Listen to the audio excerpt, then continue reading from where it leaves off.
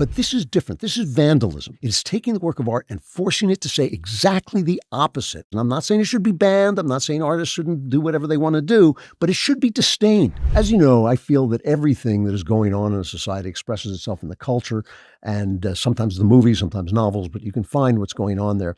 And so let's go to the movies to show you what I'm talking about this kind of just attempt to put the rights of criminals and terrorists and punks and drug cartels above, put the kind of this kind of picky version of the law that leaves the rest of us exposed to danger, is essentially a complete repudiation of human good. That's what it is. It's a repudiation of human good. It's dressed up as if they care about civil rights. And I do care about due process. I truly do. But after a while, when you're so picky about the due process that's protecting murderers and drug dealers and cartel people, and you're not careful at all about the things that are protecting, the people who try to protect us, the people who stand up for themselves in self-defense, all of those people, and the president of the United States who's trying to bring crime down, and you put him second to these criminals, I think that you have lost your way. So,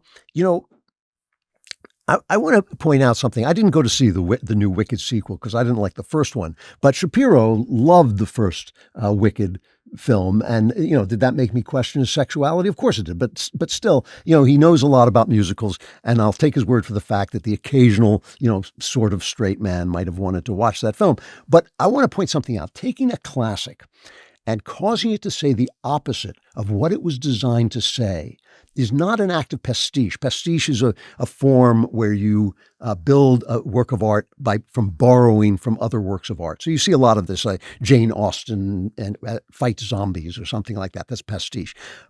But this is different. This is vandalism. It is taking the work of art and forcing it to say exactly the opposite of what it says. And I'm not saying it should be banned. I'm not saying artists shouldn't do whatever they want to do, but it should be disdained and it should be held in suspicion, because what made the classic is partly the ideas that filled it and powered it and inspired the writer, the creator, to make that work of art. So if you do a pastiche that develops the character or gives a point of view, like Tom Stoppard, the late, great, truly the last, except for me, of course, truly the last great writer who died over the holiday. Just really sad for me because I just loved him, his work. But he wrote a piece called Rosencrantz and Guildenstern Are Dead. That's pastiche. That's fine. But if you take something like The Wizard of Oz and say the Wicked Witch is actually good, which is even the name of the sequel, Wicked for Good, I think, then you're saying, again, you're doing this satanic thing where you're taking Milton's Satan, who is supposed to be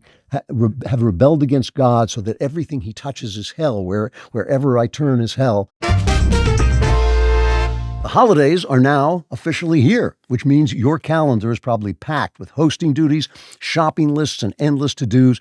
When life gets this hectic, sleep often takes a back seat, but that's exactly when you need it most. Quality rest is what keeps you energized for holiday prep, helps you stay patient with family, and lets you actually enjoy the season instead of just surviving it. And here's the truth. If your mattress isn't giving you the deep, comfortable sleep your body craves, you're starting every busy day at a disadvantage.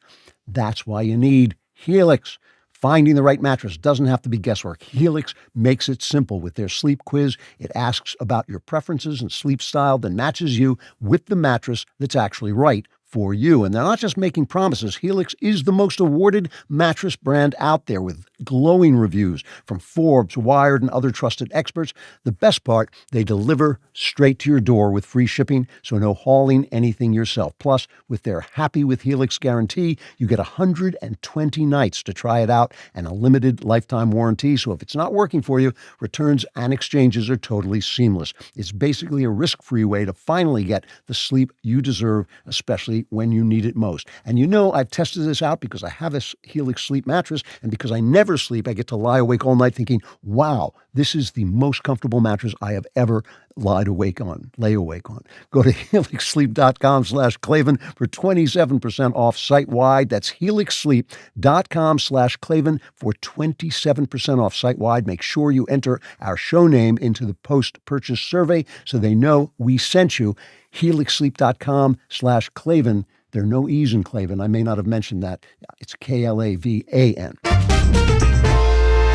then you are actually doing something that is in fact wicked. So listen to the lyrics here of this famous song from Wicked, just a little bit of it, called Defying Gravity, is cut 8. I'm through with playing by the rules of someone else's game.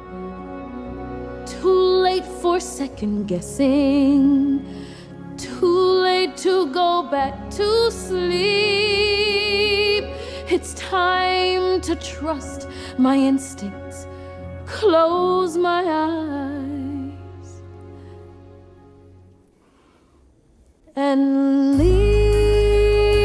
It's time to try defying gravity. I think I'll try defying gravity, and you can't pull me down. Can't I make you understand? You're having delusions of grandeur. I'm through accepting limits, 'cause someone says they're so. So she's saying the same thing as the sister in Frozen. No rules for me. You only think I'm wicked because I'm breaking the rules of society, but the rules of society are all just, hypocrisy and evil, and they serve the powerful. And so in breaking the rules of society, but that's not who the Wicked Witch is in The Wizard of Oz. And so he's taking a classic work, one of the greatest movies ever made, The Wizard of Oz, and a fine children's novel as well. And he's taking the intentions of that book and he's turning them on his head, which is in fact a kind of vandalism. And it's the same thing as when you take the culture and the society and the conventions and the traditions of your society and turn them on their head. So that the important thing is that the drug dealer, the wife-beating gangster who is human trafficking, he should not be deported because you didn't quite do it right. And I'm going to go down and have a margarita with him and comfort his family, instead of thinking this guy is crap. Just like Trump said, he's garbage. He's got to be thrown out. That's the first priority. And sure, we want due process for ourselves, but the guy is garbage. He's got to go. And that's not what they're saying. What they're saying is our society is so bad. Human nature is so bad. Humanity is so bad, because all America is a free country where human beings do the good and bad things that people do. If you think that is so bad, you are in fact against the common good. You're against the common good, which is very much like Satan in Paradise Lost. And I'm not saying all Democrats are satanic, but let's face it, that's what they are. So as a result of this, as a result of this idea passing through the arts have become garbage. Almost all of them, almost everything. We've gone through 5 years of just trash. And as a result, you get films, and the people are so talented. Don't get me wrong. These people in Hollywood and the people who write, they're so talented. But they are captured, imprisoned within these ideas that go against everything that art and human nature is about. So you get films like Nosferatu, which is a gorgeous and talented remake that falls apart because it can't include the God who makes vampire stories make sense. You take God out of a vampire story and it just becomes an S&M story of a guy who has power over women. You get Frankenstein, which is a gorgeous and talented remake that falls apart because it can't stick to Mary Shelley's superior plot and its theme of rebellion against God and womanhood, and you can't tell that story. It's all about Del Toro's sexual problems with his mother,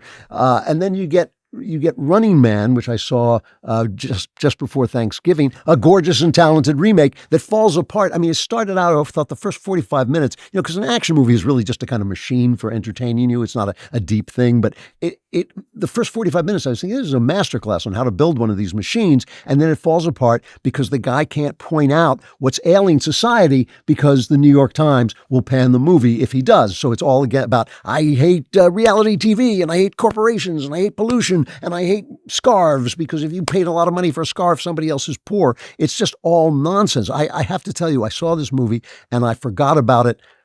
Like as I was walking out to validate my parking ticket in the lobby, I thought, wait, what was I watching again? It was so bad. But all these people are so talented, and it's just a shame to watch that kind of all come apart. And so this is why, this kind of political stupidity, this wokeness, this sense of God, this self-entitlement, this self-aggrandizement that you finally have been woken up to the true morality that no one has ever seen in all of history except Satan, right?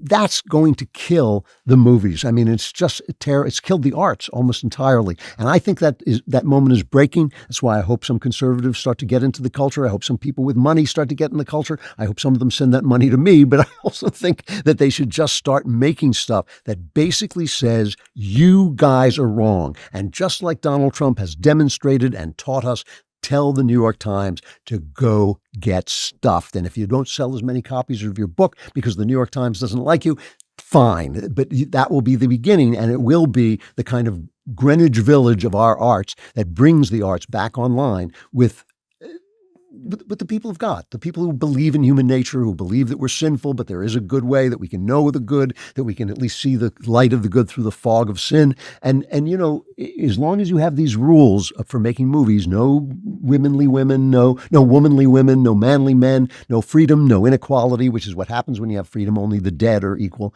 You have no stories. You have no stories, and ultimately you'll have no country, and ultimately you will have no life. For more great content, like and subscribe. And for even greater content, subscribe to The Andrew Klavan Show wherever you get your podcasts.